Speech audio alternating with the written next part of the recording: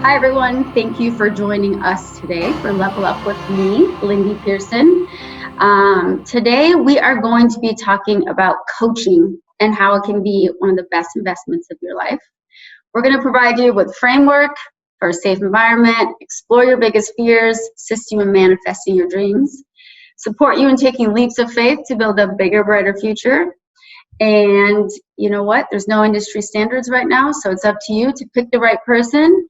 And who is it going to be for you guys? Today, I have Miss Jenna Dillon, executive coach and CEO, founder of Epic, which we will be talking exactly what that acronym is for. And we have Jules Elving, who is the executive coach and leadership consultant at Ensight Partners. Thank you, ladies, for joining us. Jenna, I've known for, I think, a few years. We met at the Exchange, which is a networking group that we all three belong to. And she gave me a free session that was pretty much how she introduced herself to me. And it was pretty cool. It was fun to watch you be organized and focused. And I did learn some things about myself that I wasn't aware of. So that was cool. Jules, I didn't meet you first. Ricky met you. We were at the Ideal Conference that CCRC put on, and we introduced you to the Exchange. Now you guys are accountability partners, which we will talk about that later on. And thank you for joining us. Nice to have you guys. Thanks for having us. Yeah, thank you. So I know that you've been working on some stuff, Jenna, and I didn't really go into the Epic part of what you're doing. So why don't you expand a little bit on that? Sure. So I have my own executive coaching practice, as does Jules with Ensight Partner. And outside of that company that I have launched a company called Epic, which is the acronym for Executive Performance Institute for Coaching. And that is a company where I bring a team of trainers and executive coaches, and we develop and train executive coaches. So it's an institute, it's a training program, and we educate the skill set. So whether people want to become a coach for themselves or they want to learn the skills for their company with the role that they're playing or want to promote to, that's what we do. Perfect. Jules? Yeah, I'm an executive coach, like you mentioned, and leadership consultant for Ensight Partners. Ensight is with an E, which stands for Executive Insight.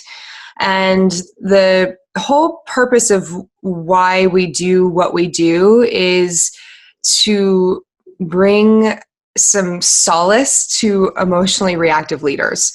So we'll go in and talk to emotionally reactive leaders and their teams and help them find balance. It's really increasing their emotional intelligence skills and their communication skills so that they can have more harmony in the workplace. And if there's more harmony and they're spending less time on the small annoying things or little tidbits that just cause you to get overloaded for the rest of your day, then you're going to be making more money because you're actually working. Great.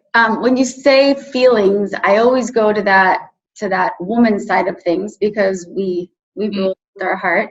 How would you say, like, men or women, what's your percentage for your clients? Pretty equal? Right. Oh, that's a good question. Last year, there was a time period where I only had a male book of business until Jenna came around and we started trading coaching. And so that was it was almost weird. I was like, what is this going on that men are opening up to me and wanting to talk to me? This is exciting and weird all at the same time. Since then, I still have a bit more men than women, probably 60-40 split. I like that. Jenna, what about you? I'm actually inverted of that. So It's been different. The ratio has changed over the years at different points. But right now I have about 60% women and then 40% men. That's interesting. I like that. Yeah.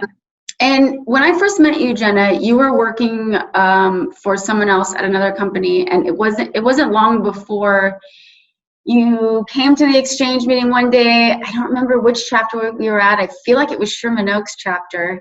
and you're like, yep, here's my cards, here's what I'm doing, and it's me, and I am reintroducing myself as Jenna Dillon, and this is what's going on. So that's a huge step, like big step. You walked into the room as like Miss CEO. You're like, okay, I have a new hat today.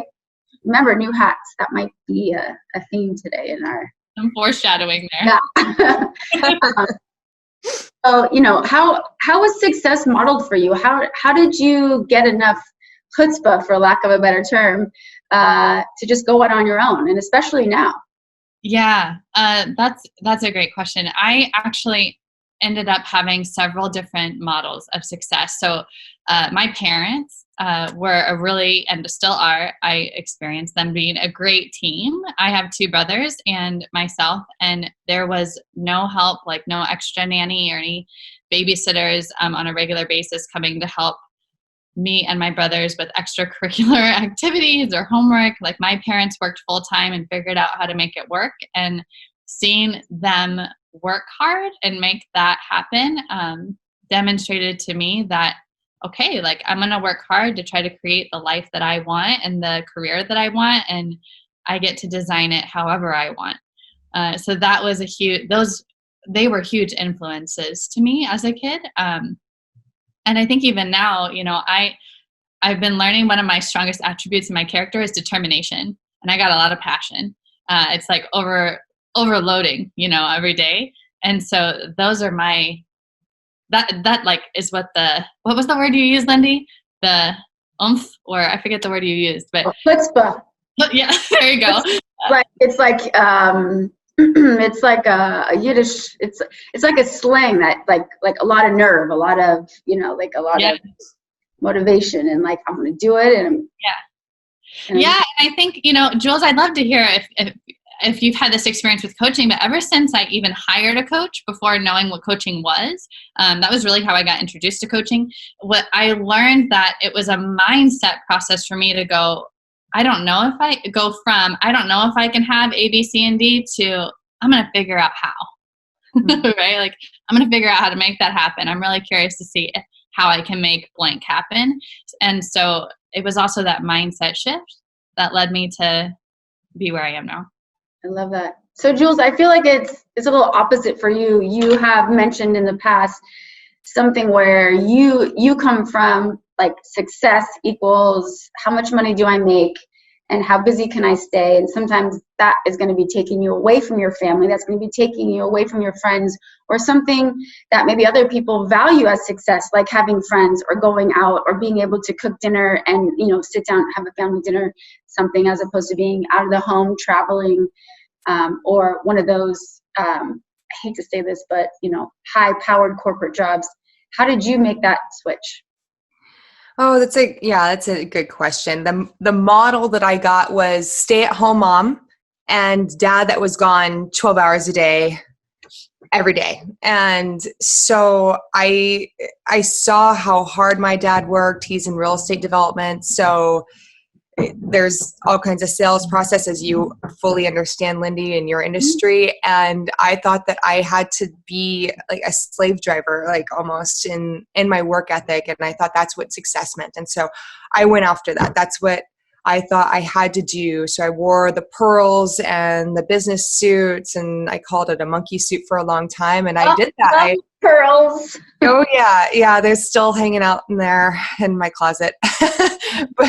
but yeah, I put on that corporate outfit, the corporate world, and it broke me.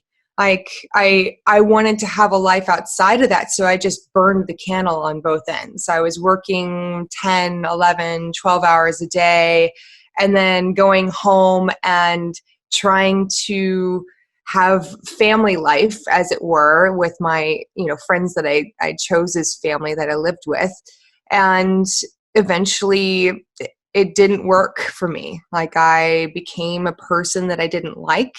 I started being pretty ugly in the office. I started being pretty ugly at home. And it took a really big fight with my best friend to realize, whoa, like something's got to shift. Like there's a problem here, and it's over here, not over there. And that's when I shortly after left the corporate world and took a leave of absence and had to discover for myself what success really meant and how is that going to look for me.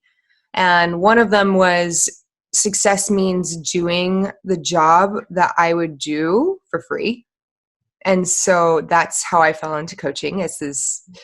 I thought I was going to be a therapist someday, but that's before I even knew what coaching was. So right? you're kind of a therapist too.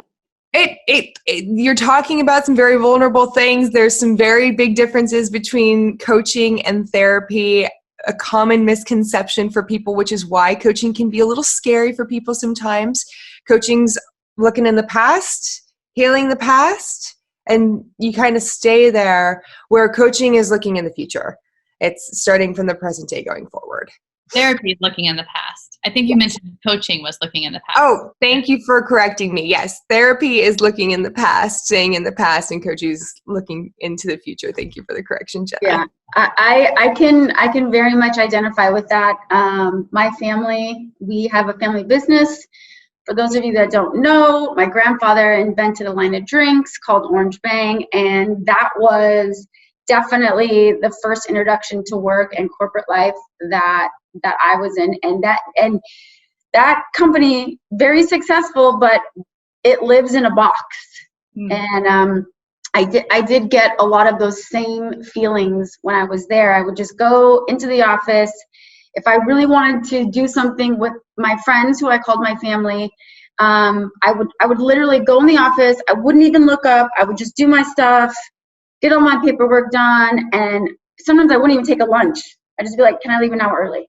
Like, I didn't do this. And my head wasn't into my work. My head was, when can I leave work to go start my life?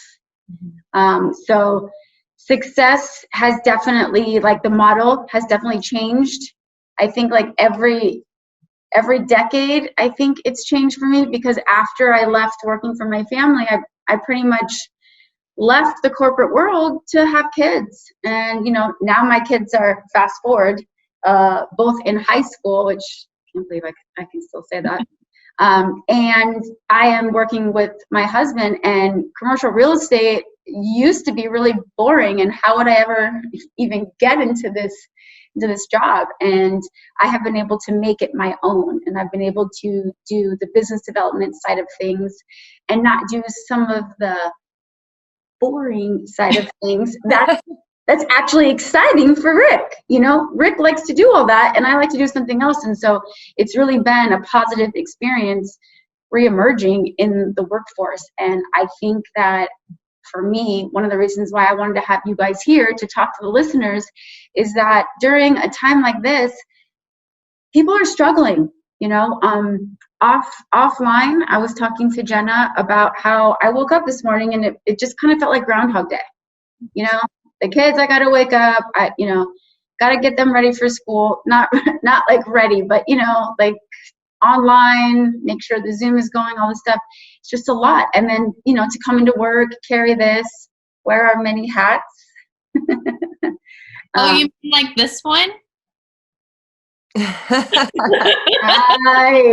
That would be almost like my vacation hat. I like it. Maybe that's a way not to make it, Groundhog Day. So some of your clients, both new and old, and women, men, you see different struggles, you see different patterns. And right now we're on, I don't even know what month, 6th month of being in this pandemic, and people are turning corners. Some are good, some are bad, some are stuck. Old habits, new habits going on. In my eyes, I feel like there's a couple different categories, and I would love for you guys to kind of explore or elaborate on this. And I see it as some of the CEOs individually like to have their coaches, their training sessions. Some of the CEOs like it for their team members, and so the companies are kind of supporting them. Individuals like us, service providers, we go through different spurts of things. For me, I'm just entering the world of podcast life, and I'm looking at people. I'm like checking it out, and do I like this? Do I like that? So how do I pick the best coach? How do I pick the best partner? How do I pick the best something? I think you guys really, really help hone in on people's skills and their strengths and kind of exploit it that way instead of focusing on what you don't have. What else did I forget? CEOs, their team members. What about business development? Everything for us as service providers, for you guys as coaches, for me, all the tenants and the business owners.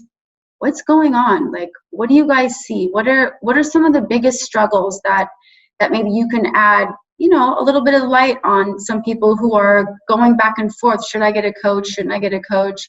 Some people have negative connotation associated with that, like my life's all perfect, which that's another funny story. How are you guys doing this?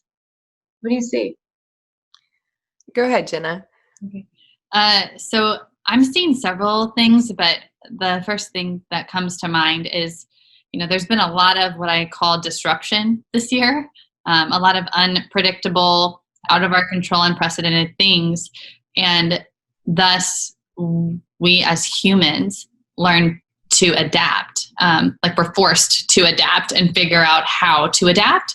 And so something that I'm seeing amongst even company cultures is people they're not in tune or don't yet know, or they're learning how to support themselves, like how to take care of their self or even get clear of what their needs are.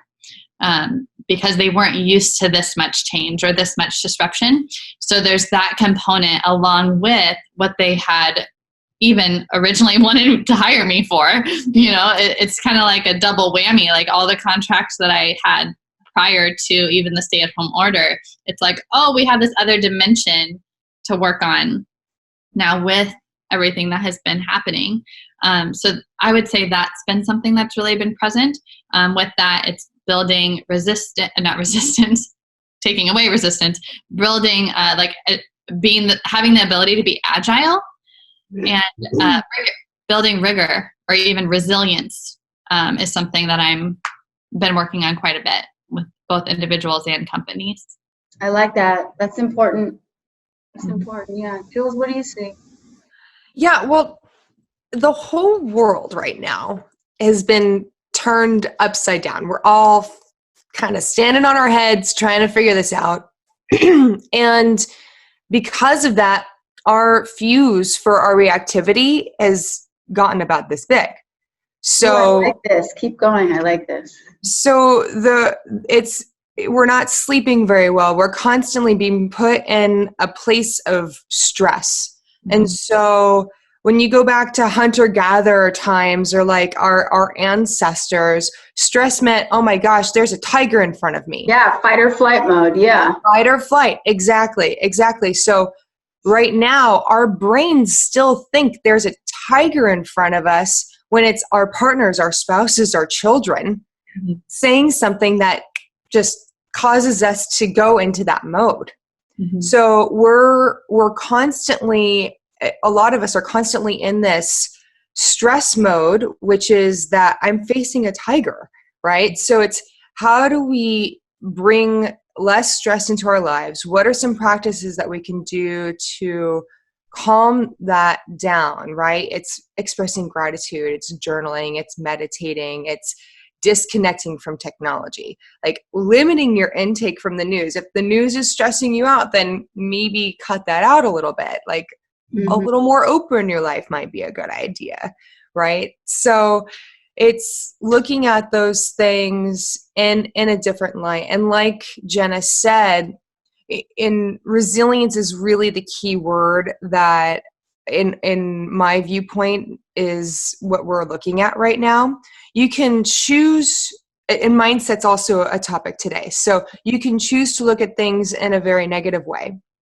Or you can choose to look at things in the positive way. So am I going to choose to be sunk in this awful state and think that the world is out to get me?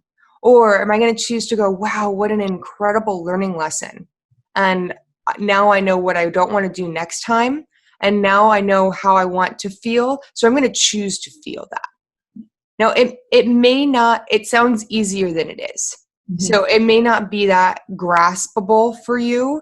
And if it's not, then it might be a good idea to consider therapy. And that might be the difference between coaching and therapy, right? So if you're stuck in a certain mindset and it's on the negative, right? Then a therapist might be a good idea.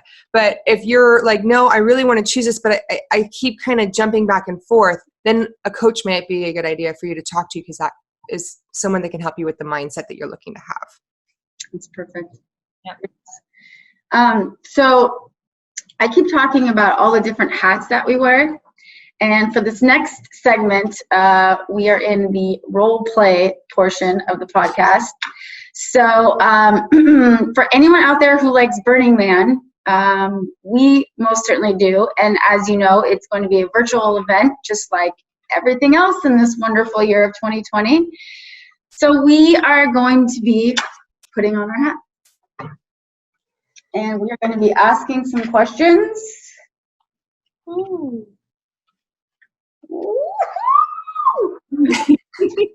All right, here we go. Okay, so I am now considered a business owner, and I'm going to be asking you guys some questions according to some things that I've heard in the past. And if you guys want to elaborate on anything or change anything around, please feel free to. So what is the biggest misconception of what you do? And why is coaching such an integral piece of the pie? It doesn't have to be the whole pie. It doesn't have to be 50% of the pie, but it really should be a factor in what you do. Jules? Oh, gosh. Well, we talked about this a little bit already. So the common misconception is that it's like therapy, right? So I don't see it as therapy at all. I may speak to something that happened in your past and go, hey, that might be why you're doing this now. How do you want to do it going forward? Right. That's the biggest misconception. And I kind of feel like that is spot on, because the people, or not people, the mindset of an individual, whatever it is, that says, I don't need coaching, might be that same person who had a bad experience with therapy, or thinks that therapy is, for lack of a better term, a bunch of bullshit, where coaching is where your goals, and how are you going to get there, and how are you not going to stand in the way of yourself. It's not rehashing what went on when you were 5 or 6, or so on and so forth. Yeah, that's right. And I think like the biggest thing that I want people to know is that the most famous people out there, I've already talked about Oprah today. Oprah has a coach. Michael Jordan had a coach. Like the biggest sports people that everyone loves have coaches, right? So you don't think they're talking about mindset? You don't think they're talking about a lot of things that we're talking about? We are absolutely talking about a lot of the same things. Yeah. So that's something for people to think about too. Yeah.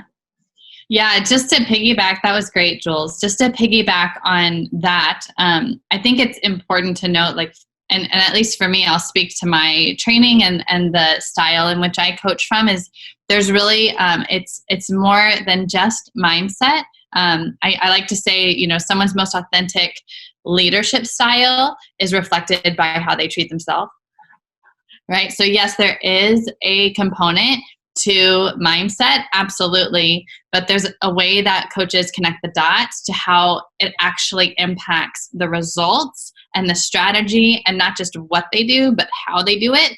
It all connects to them getting and accomplishing the goals that they want. So like the focus and kind of pillars of my methodology is really coming from a place of getting clear on vision, getting clear on their intention, both an intentional mindset and an intentional strategy, and then implementing that, the implementation process, tracking the process along the way. You're partnering with your clients. There's no hierarchy of like, I'm the master of the time here and the client does what I say. Often we're partners, and the client will actually be the dictator of how best to use the meeting, right? Because we want the client to learn how to be in the hot seat, if you will, and how to lead themselves forward. So we actually talk about mindset and interweave and connect it to how it impacts the strategy, the outcome, the results.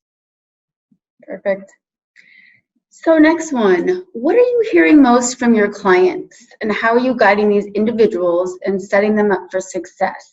And I know, again, we did kind of brush over this, but could you guys give me like a physical, concrete, maybe one example? Go ahead, Jules. Sure. One example is the negative self-talk that's going on in their heads. Like, how are you with the relationship with you? And what are the thoughts that are going on in your head right now? And how would you speak to your friend that way? Would you speak to your spouse that way? Would you speak to your loved one that way? If it's a no, then that's something to address. And so what I work with my clients on is writing that down. Write down that guilty, that shameful, that mean talk that you're giving to yourself, and then write down what you want to say. How would you want to talk to your friend about the same situation, and write that down afterwards. I'm going to do that as a mom, because I'm finding that when I'm kind of icky and it's the end of the day or whatever's going on, or a phone call that I didn't like for work or whatever's happening, and I do kind of snap at the kids sometimes. Now, most of the time they deserve it. But sometimes, mom comes home and it's kind of icky. So I'm gonna carry that with me. Thank you. Yeah, you're welcome.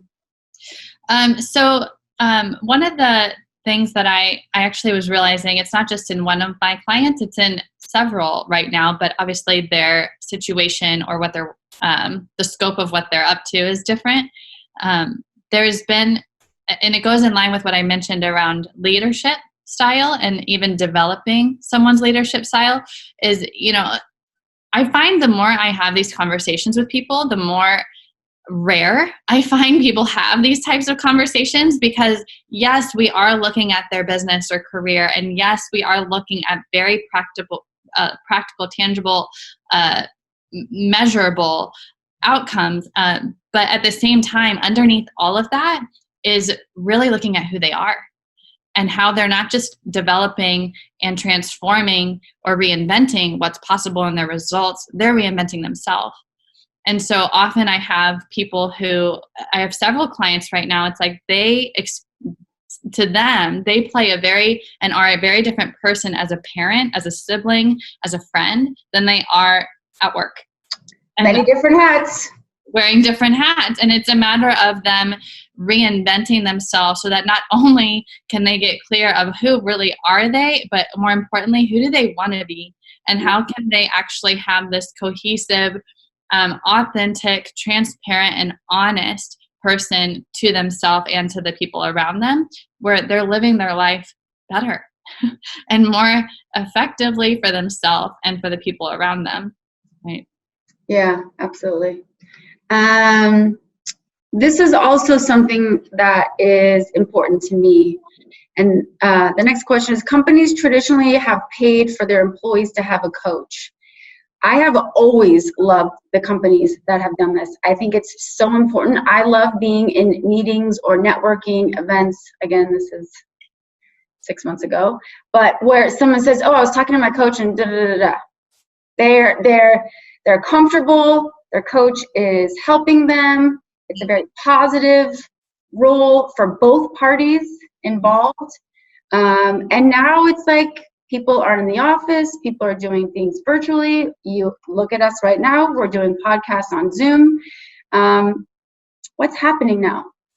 How does the structure for you guys look now? Are people still looking to you guys? Is it more individual? Is it more companies? Is it more people about success in regards to money, or success in regards to inner peace, success into not shaming yourself or blaming yourself or putting extra pressure or guilt? What are some of the things? That's a That's like I have like a loaded answer. So the first thing that comes to mind that I'll share is, it's really about what they view as success and what they define as success and what's worth it for them to put this kind of an investment down. And I'm not even speaking to like the financial investment of what it costs to have a coach. I'm speaking to the energy, the time. Hiring a coach is not all rainbows and butterflies, because if you're committed to growing and developing yourself, your company, your results, you're also committed to developing and growing yourself, and comfort can stump growth. So it's not rainbows and butterflies. So it's like, what is the definition of success that's worth literally taking a pivot or increasing the trajectory of your life? So that's one thing. Jules, do you want to add anything to that? Well, there's a lot of questions within your question, Lindy. So I'll take it from a different approach. And the more literal side is, are businesses paying for this or are individuals paying for this? And I'm seeing a combination of both. What I'm seeing really on the wide scale is a bigger openness to having a coach, to having doing the personal work. I love that. The people that are out there that are talking on TED Talks, talking about vulnerability, talking about authentic leadership, talking about how we need to throw away the script that we were taught by the boomers and beyond before them of how leadership works. We're throwing that script away. And we're writing a new one. And all of us, including myself, including the two of you, we were all taught a very different way of being a leader. And so how do we reinvent that? What do we actually want to show up as? How do we actually want to be in our lives, leaders at work, leaders at home, and everywhere in between? And even to add on to that is just looking at the socioeconomic climate of what's come up this year. There's a lot, it poses a lot of what I would dare to say wonderful challenges for the world, where women can redefine, if they choose, what it means to be a woman as a leader in a company. Like, what is there a different leadership style that comes with that? This is the example, at least, that comes with that compared to a man running a company or being a leader in a company, right? There's a lot of wonderful challenges and questions that can be valuable specifically right now. Whereas some people will say, I'm so limited because of what's happened in 2020. Others come to coaching and they're like, now's more of a reason than ever of why it behooves me to bring coaching in, or why it behooves me to hire a coach or bring professional development into my company. I love it. Yeah. Now, this one is one of my favorite questions. And it's also a reason why I picked both of you guys to be on the episode. But what is the benefit for coaches having coaches? And if a coach doesn't have a coach, is that necessarily a big deal when you're looking for, should I have a coach? Who should that coach be? What's the best coach for me? What do you guys think?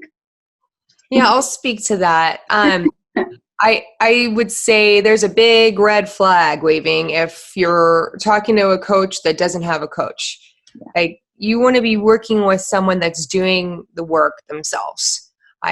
You can't, I really believe that I couldn't be here without the work that I've done. I have several coaches. One of them is Jenna. One of them is my boss. And then I also have a therapist that I work with to heal the old wounds that need to be healed so that I can make space for other growth in my life. If I wasn't doing that work, I couldn't, with the right ethics, take on any clients.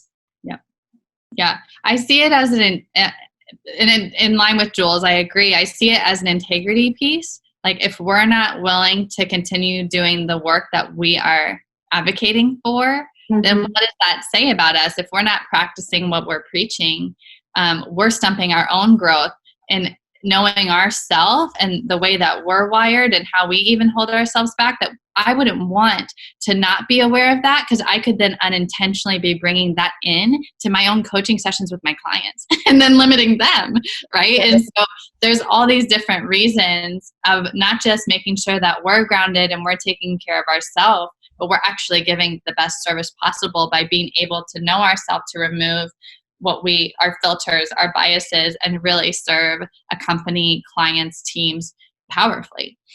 Right. Right. The reality is that we're human too. and we all. I thought you were captain of the ship right now. I'm a human captaining the ship right now, the Burning Man podcast Lindy ship right now. We're like the YMCA right now. Oh my God, we are. Wait, I'll be a cowboy next. Okay, I only have one hat, you guys. Ooh, I like it. Cowgirl. Nice, Jenna. So you guys are both coaches, obviously, and you guys do have something that differentiates you guys. Jenna, you already kind of went into your institute and stuff that you're working on there. I wanted to know, in terms of a leadership consultant, Jules, if you can kind of expand on that. Yeah, absolutely. So when I'm doing the executive coaching is really one-on-one, working with you. What are your specific leadership goals? What are your life goals? What is it that you want to work on?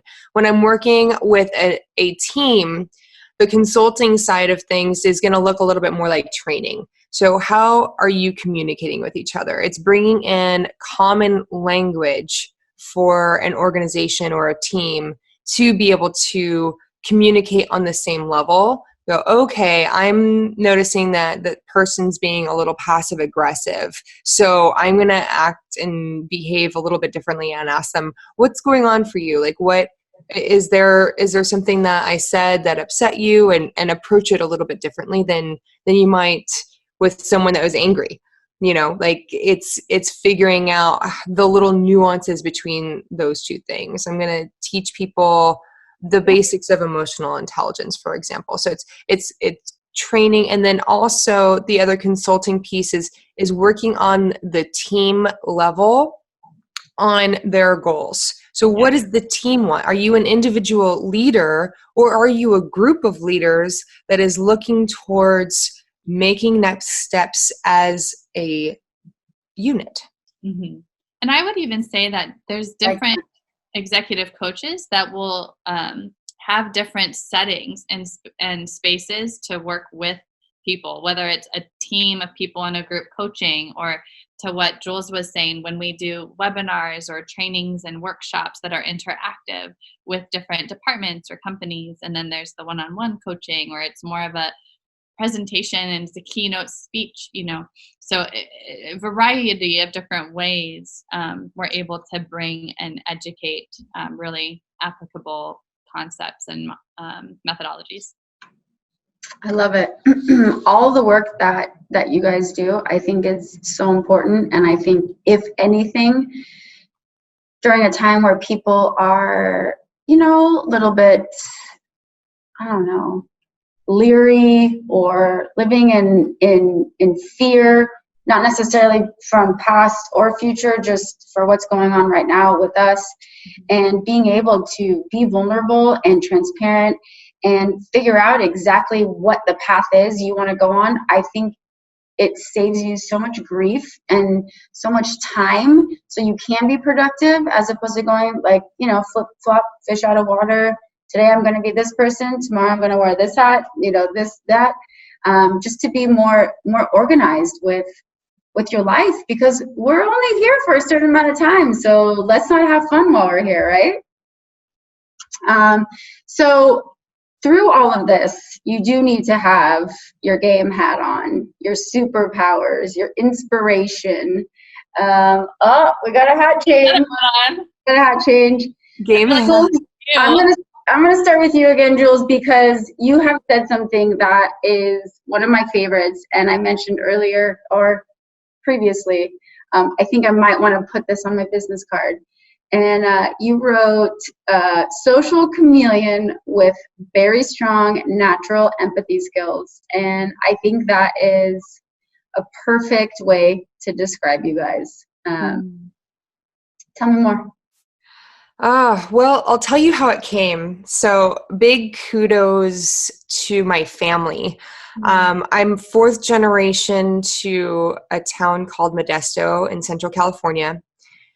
My family settled in 1902, and I have generational friends that, like, people my age, our great-grandparents knew each other, which is pretty cool. And being in a community like that with very philanthropic family, we were constantly doing things. We were constantly putting on dinners and social events. And so I was pushed into situations where I needed to talk to a lot of different people at a lot of different ages. Right.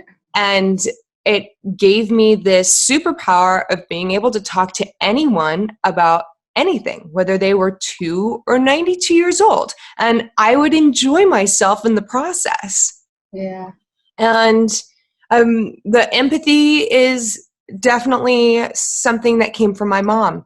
My mom taught me deep empathic skills. She is an absolute natural caregiver. I have a lot of close friends. I'm blessed with many friends, and everyone that comes home, which has been many, to come visit one of their vacation homes, she's adopted. They call her Mama Elving. And feeds everyone. She's making sure everyone's drink is full. She might say, I need mine now. And someone will bring her a drink. And that has been this foundational success for me to be able to play in just about any aspect of life. And then, taking the hats, taking Burning Man, it's no guess. I like to dress up. I like to fit the part. So if I talked about the monkey suit earlier. Like when I was in corporate, I wore the monkey suit, right? When I'm at the playa, I'm wearing something completely different at Burning Man. And all of that has me set up so that when I'm entering into an environment, I'm approachable. All of that is to say that that's what the chameleon in me does, is makes it easy for me to talk to people, easy for people to come to me and feel comfortable around me. I love it. I love it. Jenna, some of your superpowers or inspirations? So I would actually say there's two that are quite different from each other. I love people, and like Jules clearly loves people too, so it's good we're both doing this for a living. I love bringing people together. I love building community. It elates me. I thrive in the networking space just by connecting people together. And I'm like, go do good in the world. It gets my heart going, like just as much, I would say, as if I was working with them myself. I'm like, it's just, I love that. And I love bringing dynamic people together. I'm like, you got to meet each other. You guys are going to get along, So that's one of my strengths. Another strength is my discipline. And I actually think that that's partially from my dance background. I actually am a creative at heart. I studied two very different things in school. I studied both dance and business management. And so as a dancer, like whenever I hear and meet people that have been a former dancer, I mean, they have some serious discipline, like with the kind of training that they've come from. And if they were a professional, they've had to train very rigorously and learned a lot of self-discipline. And so I wonderfully blame my dance career for my discipline. I like that. It's a nice little turnaround. And what about mentors? I know that, Jules, you mentioned a couple earlier. Mentor for me, going back to corporate America, monkey suit, having to do something like that in whatever box that you're not comfortable in being. Mm-hmm. The mentor kind of, for me, helps me mentally say to myself, this person's doing it for however many years or days or hours. They're enjoying it. They're achieving success, whatever it means to them.